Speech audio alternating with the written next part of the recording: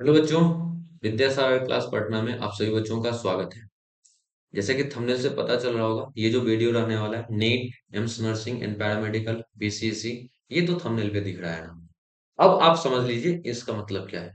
अगर आपको नीट के थ्रू नर्सिंग कॉलेज ज्वाइन करना है, अगर आपको एम्स नर्सिंग का एग्जाम देना है, अगर आपको एम्स पैरामेडिकल का एग्जाम देना है, अगर आप बिहार के बच्चे हैं और आपको बीसीसी के थ्रू नर्सिंग कॉलेज और डिफरेंट डिफरेंट पैरामेडिकल कोर्स में एडमिशन लेना है, चाहे आप राजस्थान के बच्चे हैं, आपको आरयूएचएस का एग्जाम देना है, चाहे आपको यूपी सेनेट उत्तर प्रदेश का जो नर्सिंग एंट्रेंस के लिए जो एग्जाम होता है वो देना है, चाहे आप हरियाणा के हैं तो आपको पीजीएमएस रोहतक का एग्जाम देना है, चाहे आप उत्तराखंड के हैं तो एचएनबीयू एमयू का एग्जाम देना है, चाहे आप किसी भी स्टेट के बच्चे हैं मेरे भाई, और आपको अगर इंट्रेंस अपने स्टेट का इंट्रेंस एग्जाम देकर आपको आपके अपने स्टेट वाले कॉलेज से बीएससी नर्सिंग का कोर्स करना है, तो ये वीडियो आपके लिए है।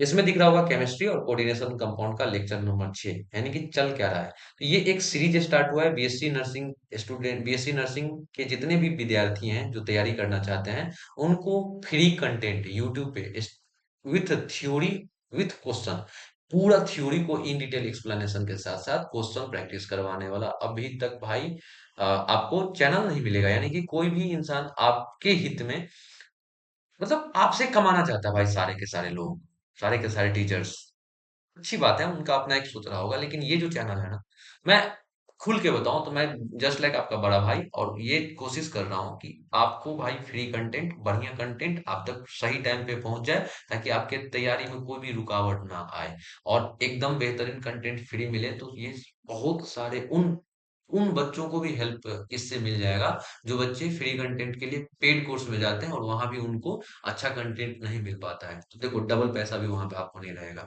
कोई बात नहीं, अगर पेड कोर्स में गए और वहां पे आपका पैसा भी बर्बाद हो गया, फिर भी आप फ्री में यहाँ पढ़ लेना, कोई दिक्कत नहीं है भाई। तो आप तक अगर ये वीडियो पहुंच रहा है तो जरूर आप अपने दोस्तों तक भी पहुंचाइएगा, ताकि उनको भी ये लेक्चर मिस ना हो पाए। और यहाँ छठा लेक्चर है, यानी कि इससे पहले 5 लेक्चर हो चुके हैं, तो चले जाना आप इसी चैनल के प्लेलिस्ट में, वहाँ सारा का सारा वीडियो पड़ा हुआ है, आराम से देख लेना, ठीक है भाई। और पूरा लेक्चर कंप्लीट करके फिर से अच्छे से नोट्स बनाते हुए पढ़ाई करिएगा, आपके एग्जाम में आने वाला एक एक क्वेश्चन आपसे बन जाएगा, ये प्रॉमिस है भाई। तो अभी तक हम लोग एडिशन कंपाउंड, अभी तक 6 लेक्चर में बहुत सारा चीज पढ़े हैं, अब हम 6 लेक्चर से आगे वाला बात करते हैं। आज का टॉपिक है एमबी डेंटेट लिगेंड, आज का टॉपिक है एमबी डेंटेट लिगेंड। अच्छा, क्या क्या टॉपिक पढ़े हैं और डिस्कस कर लेते हैं। देखो भाई, हम कुछ बेसिक टर्म पढ़े हैं, जैसे कि एडिशन कंपाउंड किसको बोलते हैं, जैसे हम ये टॉपिक पढ़े हैं कि एडिशन कंपाउंड किसको बोलते हैं। फिर यहाँ से हम पढ़ लिए थे कि एडिशन कंपाउंड अपने सिलेबस में दो टाइप के होते हैं, एक का नाम है डबल सॉल्ट और दूसरे का नाम है कॉम्प्लेक्स सॉल्ट, ये भी पढ़ चुके हैं। अब यहाँ से हम आगे बढ़े, तो यहाँ से हम आगे बढ़े तो पता चला था कि सेंट्रल मेटल एटम क्या है, कौन है, किस कंडीशन में किसको क्या बोलेंगे, ये पढ़ चुके थे। फिर लिगेंड को पहचानना, लिगेंड क्या होता है, ये पढ़ चुके हैं। अब जाके हम लिगेंड को क्लासिफाई करना स्टार्ट किए हैं, और पिछला वीडियो तक हम लोग चार्ज के बेसिस पे लिगेंड को क्लासिफाई कर चुके हैं। चार्ज के बेसिस पर लिगेंड को क्लासिफाई कर चुके हैं, लिगेंड को क्लासिफाई यानी कि लिगेंड को बांट चुके हैं, लिगेंड को बांट दिए हैं चार्ट के बेसिस पे।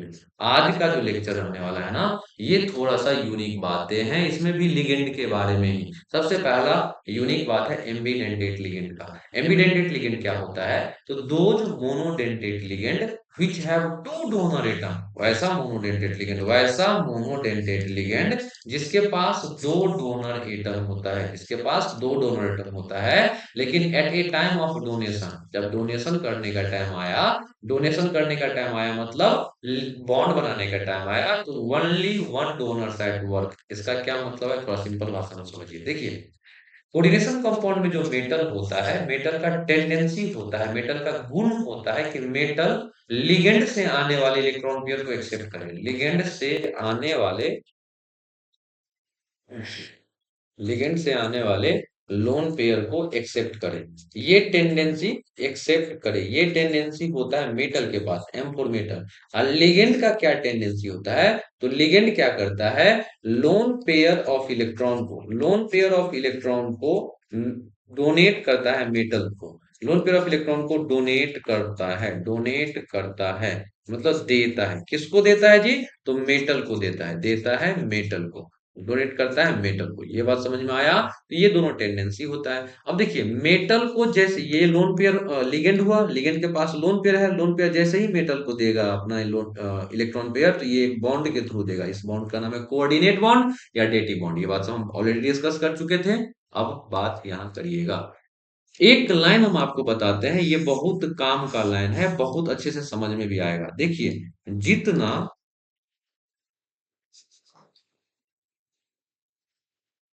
डोनर एटम डोनेट करते टाइम एक्टिव रहेगा,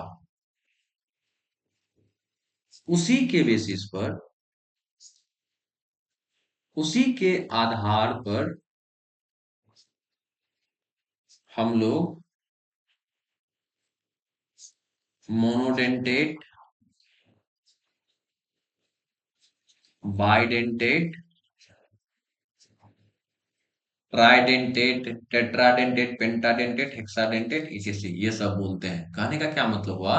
देखिए लिगेंड के पास डोनर एटम कितना भी हो, इससे मुझे फर्क नहीं पड़ता है। लिगेंड के पास कितना भी डोनर एटम हो, इससे मुझे फर्क नहीं पड़ेगा। जब डोनेट करने का टाइम आएगा, डोनेट करने का टाइम आएगा कहने का मतलब हुआ जब बॉन्ड बनाने का टाइम आएगा, तो डोनेट करने के टाइम में कितना डोनर एटम एक्टिव है उसको हम बोल देते हैं, उस सॉरी उसी के बेसिस पे हम बोलते हैं कि कौन मोनोडेंटेट होगा, कौन बाइडेंटेट होगा, कौन ट्राइडेंटेट होगा। अब देखिए अगर डोनेट करने के टाइम में एक ही डोनर एटम होगा, तो उसको हम बोल देंगे, डोनेट करने के टाइम में एक ही डोनर एटम होगा उसको बोल देंगे मोनोडेंटेट। अगर डोनेट करने के टाइम दो डोनर एटम होगा तो बाइडेंटेट, तीन डोनर एटम होगा ट्राइडेंटेट, चार डोनर एटम होगा टेट्रा, पांच डोनर एटम होगा पेंटा, छह होगा तो हेक्सा बोलेंगे, हेक्साडेंटेट बोलेंगे। ये बात समझ में आया?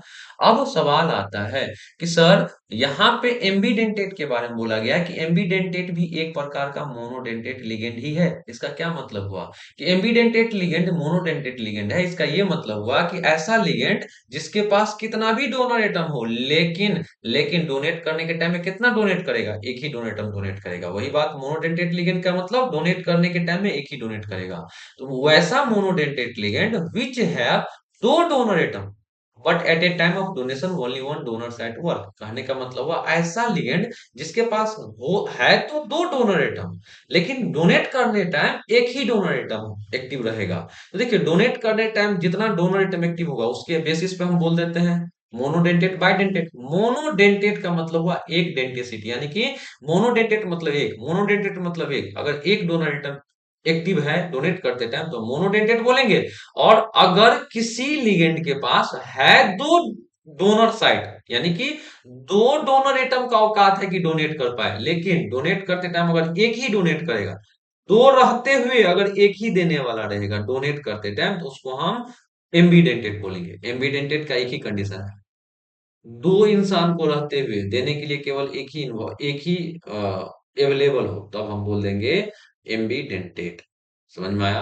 अब इसका क्या मतलब हुआ कि देखिए एग्जांपल, देखिए एग्जांपल समझ में आएगा। Cn-, आप जिसको Cn- बोलते हो, इसका भी नाम साइनाइडो ही है। Cn-, अब देखिए Cn- है, यहां भी क्या है? Cn- ही है। दोनों है तो Cn- ही, Cn- और Cn- दोनों है तो Cn- ही, Cn- और Cn- दोनों है तो Cn- ही। लेकिन इस केस में अभी आपको नाम से पता चलेगा कि Cn- के केस में जो डोनर एटम है ना, देखिए अच्छे से यहां देखिए Cn- आज के बाद से कहीं भी लिखा रहेगा तो आप समझ जाना इसके पास दो डोनर एटम होते हैं। एक डोनर एटम कौन होता है? तो एक डोनर एटम कार्बन होता है, एक डोनर एटम नाइट्रोजन होता है। अवेलेबल है दो डोनर एटम, लेकिन जब डोनेट करने का टाइम आएगा ना, तो कोई इन दोनों में से कोई एक ही डोनेट करेगा। अगर अगर डोनेट करते टाइम कार्बन डोनर सामने आया और नाइट्रोजन डोनर निकम्मा की तरफ भाग गया, डोनेट करते टाइम केवल एक ही आया, अगर कार्बन डोनर डोनेट करने के टाइम आया ना, तो उसका नाम हो जाएगा साइनाइडो। अगर कार्बन डोनर डोनेट करने के टाइम आया तो उसका नाम हो जाएगा साइनाइडो। ये समझ में आया? साइनाइडो, इसी को साइनाइडो को ही हम दूसरी भाषा में साइनाइडो, Cn- साइनाइडो। देखिए Cn-, Cn-, यहाँ देखिए साइनाइडो Cn-, इसका अभी एक नाम क्या सीखे हैं आप? साइनाइडोसिक है इसका दूसरा नाम। सीएन माइनस के केस में डोनर कौन? सीएन माइनस केस में डोनर कौन? Carbon donor. इसका नाम होगा CYANIDO, साइनाइडो सी। या तो आप साइनाइडो सिंपल बोल देंगे, तब पर भी समझ में आ जाएगा कि सीएन माइनस है, और सीएन माइनस के केस में डोनर कौन? कार्बन। या नहीं तो साइनाइडो सी अगर लिख देते हैं तो जग जाहिर है, जग जाहिर है सी मतलब कार्बन डोनर। अब दूसरा नाम, अब दूसरा नाम क्या था? यही था ना, सीएन माइनस, सीएन माइनस यही था ना, देख लीजिए। हाँ यही था, सीएन माइनस यही था। तो देखिए सीएन माइनस के केस में आपको समझाया गया है कि सीएन माइनस केस में या तो कार्बन डोनर होगा या नाइट्रोजन डोनर होगा। अगर कार्बन डोनर है, कार्बन डोनर है तो नाम हो गया साइनाइडो। अगर नाइट्रोजन डोनर है, अगर नाइट्रोजन डोनर हो तो नाइट्रोजन डोनर वाले को हम बोल देते हैं आइसोसाइनाइडो, आइसोसाइनाइडो। अब बारीकी से समझिएगा, बारीकी से समझिएगा, आइसोसाइनाइडो के केस में डोनर कौन हो जाएगा? नाइट्रोजन। डोनर कौन हो जाएगा? नाइट्रोजन। अब अच्छे से समझिए, यहां पे फिर से समझते हैं। देखिए एनसीएस माइनस का नाम, एनसीएस माइनस का अगर हम आइसोसाइनाइडो बोलते हैं, तब याद रखना है कि आइसोसाइनाइडो के केस में जो डोनर होता है वो होता है नाइट्रोजन। लेकिन अगर कोई ऐसा लिखा मिले, कहीं पे ऐसा लिखा मिले साइनाइडो एन, इसका मतलब भी होगा एन, सी एन माइनस ही, लेकिन क्लियर लिखा है कि यहाँ डोनर होगा नाइट्रोजन। ध्यान से, Cn माइनस को हम साइनाइडो सी बोलेंगे, देखिए अच्छे से, Cn माइनस को हम साइनाइडो सी बोलेंगे, और Cn माइनस को हम साइनाइडो एन बोलेंगे। साइनाइडो एन से मतलब हुआ, साइनाइडो एन से मतलब हुआ कि डोनर होगा नाइट्रोजन, और साइनाइडो सी का मतलब हुआ डोनर होगा कार्बन। समझ में आया? और अगर ये तो नाम से पता चल गया कि डोनर कौन होगा। और दूसरा क्या था, अगर साइनाइडो सिर्फ सिर्फ साइनाइडो बोलते हैं तो हमको याद रखना है कि यहाँ पे डोनर होगा कार्बन। अगर आइसोसाइनाइडो बोलेगा तो हमको याद रखना पड़ेगा कि डोनर होगा नाइट्रोजन। तो ये दोनों जो है, ये जो है ये एम्बिडेंटेट लिगेंड का एग्जांपल है। अगला एग्जांपल देखते हैं। अगला एग्जांपल आपका ये रहा, अगला एग्जांपल ये रहा। देखिए एन ओ, दो ऑक्सीजन और एक नेगेटिव। तो अब याद रखिएगा, याद, अगर देखिए ऐसे समझ लीजिए NO2 माइनस के केस में दो डोनर है, एक नाइट्रोजन डोनर है, एक ऑक्सीजन डोनर है, दो डोनर है। अगर नाइट्रोजन डोनर होगा ना, अगर नाइट्रोजन डोनेट करने टाइम एक्टिव रहेगा, तो उसका नाम नाइट्राइटो एन हो जाएगा। क्या हो जाएगा? Nitrito N. कैसे स्ट्रक्चर होगा देख लीजिए, नाइट्रोजन पे एक लोन पेयर है, यहाँ डबल बॉन्ड ऑक्सीजन, यहाँ पे ऑक्सीजन पे नेगेटिव चार्ज, लेकिन डोनर कौन? नाइट्रोजन। अब यहाँ पे देखिए नाइट्रो NO2 माइनस केस में अगर डोनर टर्म ऑक्सीजन हुआ, अगर डोनर टर्म ऑक्सीजन हुआ, तो ऑक्सीजन डोनर एटम के केस में उसका नाम होगा नाइट्राइटो ओ। है तो दोनों नाइट्राइटो ही। नाइट्राइटो एन हो गया तो नाइट्रोजन डोनर, नाइट्राइटो ओ हो गया तो ऑक्सीजन डोनर। क्या समझे थे एम्बिडेंटेट में? ऐसा मोनोडेंटेट, मोनोडेंटेट हम क्यों बोले? क्योंकि डोनेट करने टाइम एक ही डोनर आ रहा है। तो ऐसा मोनोडेंटेट, ऐसा मोनोडेंटेट, ऐसा मोनोडेंटेट जिसके पास डोनर एटम तो है दुगो अवेलेबल, लेकिन डोनेट करते टाइम एक ही एक्टिव होता है, तो उसको हम एम्बिडेंटेट बोले। एग्जांपल समझ में आया? आगे बढ़ लीजिए। अब अगला एग्जांपल, तीसरा एग्जांपल है SCN minus. SCN minus case में देखो, SCN माइनस, यहाँ भी SCN माइनस के केस में है तो दो डोनर एटम, एक है सल्फर डोनर एटम अवेलेबल, एक है नाइट्रोजन डोनर एटम अवेलेबल।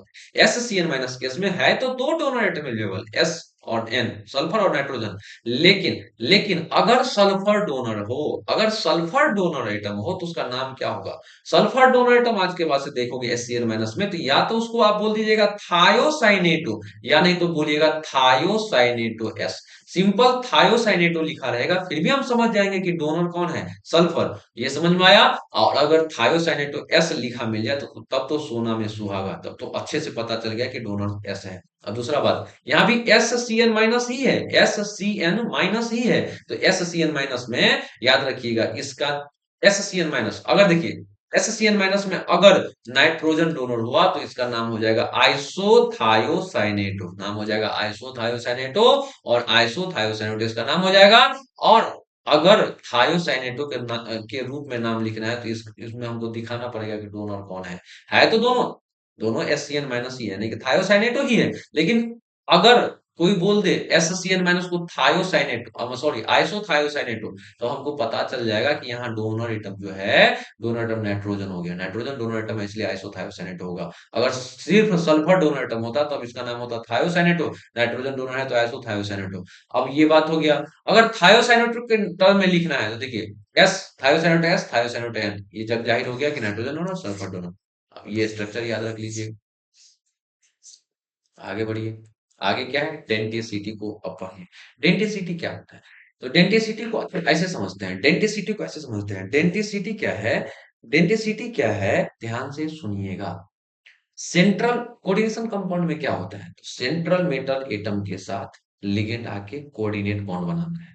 अब अच्छे से पहले लाइन पढ़िए, उसका एक एक बात समझा देंगे। Denticity refers to number of donor atom in a ligand that can attach to central metal atom or ion in a coordination compound। अब ये आपसे ये बोलता है, इस ये क्या बोलता है, इसको समझने से पहले आप थोड़ा सा एक हाइपोथेटिकल चीज अभी समझिए। कोऑर्डिनेशन कंपाउंड में क्या होता है, तो मेटल होता है। मेटल आपको पता है central part of coordination compound होता है। तो मेटल बीचों बीच रहेगा और लिगेंड जो है चारों तरफ से बॉन्ड बना के उसको घेर के रहेगा। लिगेंड क्या करेगा, चारों तरफ से उसको बॉन्ड बना लेता है। लिगेंड चारों तरफ से उसको बॉन्ड बना के घेर के रखता है। ये हुआ मेटल लिगेंड के बीच का रिश्ता। अब आगे समझिए, डेंटिसिटी क्या है? डेंटिसिटी क्या है, तो डेंटिसिटी का ये मतलब होता है कि number of donor atom. Donor atom का कितना नंबर होगा किसी भी लिगेंड में। देखिए, denticity refers to number of donor atoms in a ligand. किसी लिगेंड में कितना नंबर डोनर एटम का है जो अटैच हो जाएगा सेंट्रल मेटल एटम या आयन से किसी कोऑर्डिनेशन कंपाउंड में। यानी कि किसी कोऑर्डिनेशन कंपाउंड में मेटल एटम या मेटल आयन से लिगेंड का कितना डोनर एटम जुड़ा हुआ है, यानी कि लिगेंड का कितना डोनर एटम कोऑर्डिनेट बॉन्ड बना रहा है, वो डिसाइड करके देगा कि डेंसिटी क्या होगा। इसको जो भी बोले उसको अपने भाषा में लिखे, अपने भाषा में लिखिए तब समझ में आएगा। कोऑर्डिनेशन कोऑर्डिनेशन कंपाउंड के केस में लिगेंड का कितना डोनर एटम, लिगेंड का कितना डोनर एटम मेटल से जुड़ के कोऑर्डिनेट बॉन्ड बना रहा है, जुड़ के कोऑर्डिनेट बॉन्ड बना रहा है, बॉन्ड बना रहा है। जितना कोऑर्डिनेट बॉन्ड बनाएगा मेटल से, जितना कोऑर्डिनेट बॉन्ड वही हो जाएगा उसका, जितना कोऑर्डिनेट बॉन्ड बनाएगा, जितना कोऑर्डिनेट बॉन्ड बनाएगा लिगेंड मेटल के साथ, कोऑर्डिनेट बॉन्ड बनाएगा लिगेंड मेटल के साथ, बनाएगा लिगेंड मेटल के साथ, मेटल के साथ, उतना ही उसका डेंसिटी हो जाएगा, उतना ही डेंसिटी हो जाएगा, उतना ही क्या हो जाएगा, डेंसिटी हो जाएगा या होगा, उतना ही डेंसिटी होगा। ये बात तो समझ में आया। तो डेंसिटी को अगर हम इस एग्जांपल से समझने का कोशिश करें तो यहाँ क्या देख रहे हैं, मेटल के साथ लिगेंड कितना बॉन्ड बना रहा है, एक दो तीन चार। तो ये क्या है, इसमें क्या आप देख रहे हो, तो कोई एक लिगेंड मेटल के साथ, बारीकी से समझिएगा, बारीकी से समझिएगा। इस पूरे कॉम्प्लेक्स में आप क्या देख रहे हो, तो यहां देख रहे हो कि टोटल देखिए M4 मेटल और L4 लिगेंड, M4 मेटल और L4 लिगेंड। तो आपको यहाँ पे क्या दिख रहा होगा, तो दिख रहा है सर कि एक मेटल है और एक दो तीन चार, चार लिगेंड है। और आप क्या देख रहे हो, मेटल और लिगेंड के बीच में कितना बॉन्ड, यानी कि एक मेटल और एक लिगेंड के बीच में, ये क्वेश्चन का जवाब दीजिए, एक मेटल और एक लिगेंड में कितना बॉन्ड, और एक लिगेंड में कितना बॉन्ड बन रहा है,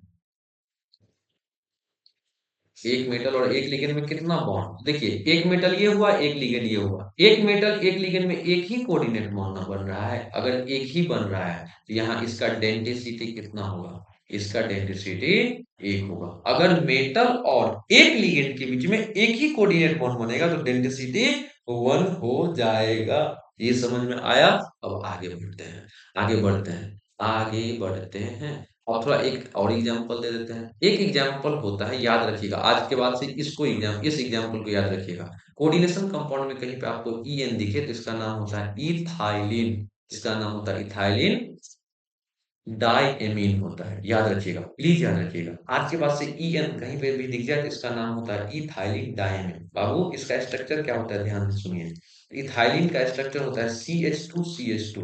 देखिए CH2CH2, CH2 single bond CH2, यहाँ होता है NH2। यहाँ भी होता है NH2। यहाँ हम क्या देखेंगे, देखिए इथाइलिन का मतलब होता है, इथाइलिन का मतलब देखिए CH2 इस पूरे को इथाइलिन, इस पूरे पार्ट को इथाइलिन ग्रुप मान लिया गया। और डाई एमीन NH2 ग्रुप को एमीन ग्रुप बोलते हैं, यानी कि NH3 को एमीन ग्रुप बोलते हैं। यहाँ पे एक और NH3 ऐसे करके, ऐसे करके आप ऐसे समझ लो NH2 ग्रुप कहीं NH2, यहाँ बॉन्ड सिंगल बॉन्ड खाली है, इधर कोई भी कुछ भी लगा रहेगा, यानी कि यहाँ पे एमाइन, ये एमाइन कहा है, ऐसे समझ लीजिए, ऐसे समझ लीजिए कि एमाइन कहलाएगा। तो हम यहाँ पे क्या देख रहे हैं, हम यहाँ पे ये देख रहे हैं कि यहाँ नाइट्रोजन के पास लोन पेयर है, यहाँ नाइट्रोजन के पास लोन पेयर है, और ये दोनों हम हाइपोथेटिकल यहाँ पे कोई मेटल मान लेते हैं। तो देखिए इथाइलिन डायमीन, ये पूरा का पूरा जो स्ट्रक्चर अभी बनाया, अगर अभी लास्ट में जो बनाया उसको मिटा दे अगर, अब समझे, लास्ट में जो बनाया इसको मिटा देते हैं अगर, अब समझे, ये जो है ना, आपको ये पूरा का पूरा एक लिगेंड है, ये समझना पड़ेगा, ये एक ही लिगेंड है। ऐसा नहीं बोलिएगा कि एक दो तीन चार, चार लिगेंड नहीं बोलना मेरे भाई, ये पूरा मिला के एक लिगेंड है। तो आपको यहाँ पे डेंटिसिटी के बारे में क्या समझ में आया था, डेंटिसिटी को आप क्या समझे थे, कि अगर एक लिगेंड, एक लिगेंड मेटल के साथ कितना कोऑर्डिनेट बॉन्ड बना रहा है, एक लिगेंड मेटल के साथ कितना कोऑर्डिनेट बॉन्ड बना रहा है, एक लिगेंड मेटल के साथ। आप डेंटिसिटी को क्या समझे थे, डेंटिसिटी को समझे थे कि एक लिगेंड मेटल के साथ, आवाज आ रहा है कि नहीं, थोड़ा सा चेक कर लेते हैं। क्या है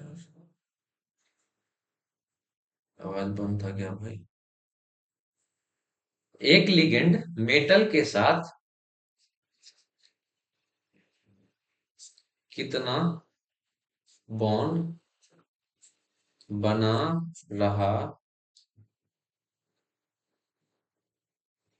है,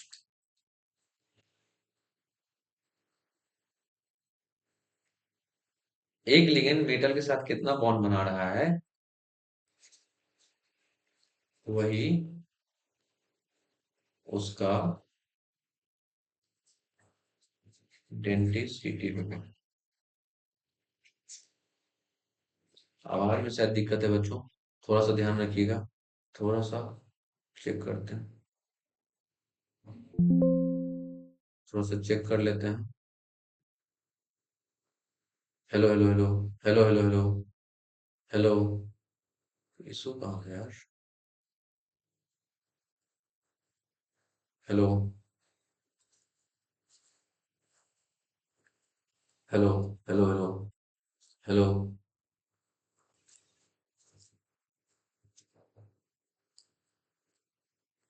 हेलो हेलो, देखते हैं एक फेल करे तो कम से कम एक तो काम करेगा। लाइव में रहते हैं तो यही थोड़ा फायदा हो जाता है। अच्छा कोई ना, ठीक है, कहाँ पे थे, हम्म, यहाँ पे थे। तो देखिए भाई, एक लिगेंड मेटल के साथ कितना बॉन्ड बना रहा है, एक लिगेंड मेटल के साथ कितना बॉन्ड बना रहा है, वही उसका डेंसिटी होगा। और आप इस केस में देखोगे कि इस केस में क्या होता है, तो यहाँ मान लेते हैं कि मेटल है, तो ये क्या होगा, ये क्या होगा, कि एक बार ये वाला लोन पेयर डोनेट करेगा, एक बार ये लोन पेयर डोनेट होके एक कोऑर्डिनेट बॉन्ड बना लेगा, एक बार ये लोन पेयर डोनेट होके कोऑर्डिनेट बॉन्ड बना लेगा। यानी कि ये पूरा एक लिगेंड एक मेटल के साथ दो कोऑर्डिनेट बॉन्ड बना रहा है, यानी कि यहाँ इसका डेंटिसिटी क्या हो जाएगा, तो दो हो जाएगा। इस तरीका से हम डेंटिसिटी डिसाइड करते हैं, ये समझ में आया, ये समझ में आया। अब हम बात करते हैं फ्लेक्सिबल लिगेंड का। फ्लेक्सिबल लिगेंड को ही हम फ्लेक्सीडेंटेड लिगेंड भी बोलते हैं। तो देखिए, ligand that can show different denticity under different condition. देखिए लिगेंड, ऐसा लिगेंड जो डिफरेंट डेंटिसिटी शो करेगा, यानी कि ऐसा लिगेंड जो एक बार मेटल के साथ एक कोऑर्डिनेट बॉन्ड के साथ जुड़ रहा है, और दूसरा बार वही सेम लिगेंड तीन कोऑर्डिनेट बॉन्ड के साथ जुड़ गया। यानी कि आपको बोले हैं मेटल के साथ कितना कोऑर्डिनेट बॉन्ड जुड़ रहा है, ये पता करके देगा कि कितना डेंसिटी है। यहाँ हम क्या बोले कि अगर एक लिगेंड एक बार, मान लेते हैं कि लिगेंड कोई ए है, मान लेते हैं कोई लिगेंड ए है, एक बार जाके वो एक मेटल के साथ एक कोऑर्डिनेट बॉन्ड से जुड़ता है और वही सेम लिगेंड अगली बार जाके चार कोऑर्डिनेट बॉन्ड से जुड़ गया। तो ये होता है फ्लेक्सिबल लिगेंड का पहचान। लेकिन फ्लेक्सिबल लिगेंड किसी ना किसी कंडीशन पे होगा, जनरली नहीं होता है। यानी कि मान लेते हैं कि अगर पीएच बदल दिए तो फ्लेक्सिबल लिगेंड हो सकता है, स्ट्रक्चर ही बदल गया तो फ्लेक्सिबल लिगेंड हो सकता है, स्टेरिक इफेक्ट ये सब आता है तो फ्लेक्सिबल लिगेंड की तरह बिहेव करता है। एक एग्जांपल है CO3 2 जिसको हम कार्बोनेट बोलते हैं। इसका स्ट्रक्चर कुछ ऐसा होता है, इसका स्ट्रक्चर कुछ ऐसा होता है कार्बोनेट का। देखिए देखिए CO3 2 यानी कि CO3 2।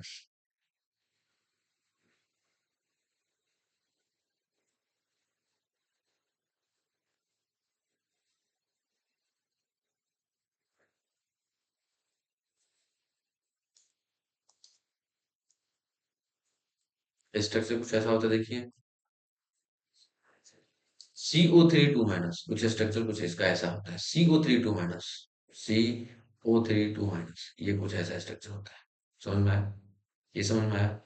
ये समझ में आया? तो होता क्या है, कई बार जनरली क्या होता है कि ये डोनेट कर देता है। ठीक है, तो दो डोनर हो गया तो ये हो गया क्या, दो डोनर के केस में ये हो जाएगा मोनो।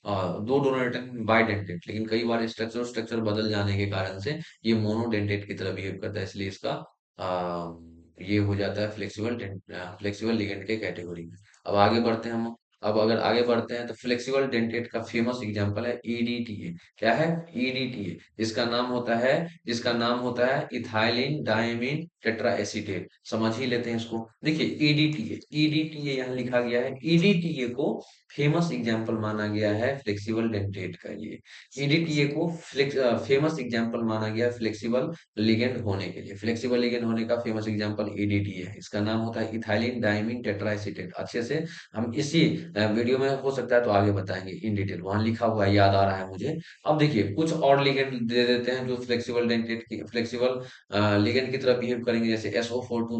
SO4 2 में क्या होता है, तो स्ट्रक्चर कुछ ऐसा होता है, S double bond O single bond O पर माइनस, सिंगल बॉन्ड O पर माइनस। ये यहाँ से क्या देख रहे हैं, एक ये डोनर एक ये डोनर, तो जनरली बाइडेंटेट होगा, लेकिन कई बार ये मोनोडेंटेट की तरह बिहेव करेगा। NO2 ये भी फ्लेक्सिबल लिगेंड के कैटेगरी में बिलोंग करता है। ये सब एग्जांपल है कुछ। अब हम बात करते हैं कि डेंटिसिटी के बेसिस पे लिगेंड के कितने टाइप होते हैं। भाई मुझे थोड़ा सा पता नहीं, मन नहीं मान रहा है क्योंकि बीच में माइक शायद ऑफ हो गया था। तो ये वीडियो आज ही अपलोड करेंगे, लेकिन नेक्स्ट पार्ट में अपलोड करेंगे, आप थोड़ा सा वेट कर लीजिएगा। मुझे थोड़ा सा साउंड को लेके इशू, मन नहीं मान रहा है। मिलते हैं नेक्स्ट वीडियो में, तब तक आप आज ही कंप्लीट कर लीजिएगा, और आज ही सेम वीडियो इसका जो अगला पार्ट यहाँ से on the basis of denticity वाला जो ये वाला पार्ट है ना, यहाँ से हम नेक्स्ट वीडियो में पढ़ेंगे। तब तक आप ध्यान रखिएगा भाई। अगर आवाज में कोई इशू होगा तो मैं इस वीडियो को फिर से रिपीट मोड में फिर से अपलोड करूंगा, फिर से पढ़ा के फिर से अपलोड करूंगा। आपको घबराना नहीं है, आपका बड़ा भाई है ना, सब कुछ मेरे पे छोड़ दीजिए। थोड़ा सा इशू था, वो इशू था इसको लेके, चार्जिंग को लेके शायद इशू था, इसलिए इसका लाइट ऑफ हो गया। अभी भी इसका लाइट ब्लिंक नहीं कर रहा है, लेकिन इसका लाइट ब्लिंक कर रहा है, यही थोड़ा मेरा टिश्यू मतलब टेंशन बढ़ रहा है।